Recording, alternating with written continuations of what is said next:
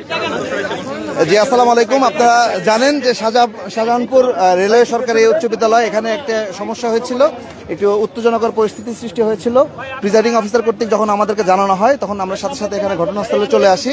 আমাদের রিজার্ভও এখানে আসে এবং আসার পরপরই তারা দ্রুততার সাথে পরিস্থিতিটা নিয়ন্ত্রণ করতে সক্ষম হয়। এখন এখানকার পরিস্থিতি স্বাভাবিক। এখানে উত্তেজনকর যে পরিস্থিতি ছিল, এই পরিস্থিতি এখন আর নাই। আশা করছি স্বাভাবিক কিছু ভোটার আছে, আমরা আরও একটু মানে কোনো ধরনের গ্যাদারিং যাতে না হয় এটার জন্যই চেষ্টা করছি। আশা করি সামনের সময়টা শান্তিপূর্ণভাবে শেষ হবে। ভোটাররা আসলে ভয় পাচ্ছে কিনা বা নিরুৎসাহিত হচ্ছে কিনা? না, আমাদের কাছে তেমন হচ্ছে না। আমরা যেখানেই সমস্যা পাচ্ছি সেখানেই যাচ্ছি। আমরা ইনশাল্লাহ আজকে সারাদিন বা আমরা এই ভোটের জন্য সম্পূর্ণভাবে সুষ্ঠুভাবে যাতে হয়, এই জন্যই আমরা চেষ্টা করছি। যেখান থেকে যত তথ্য পাচ্ছি ওখানে আমরা যাচ্ছি।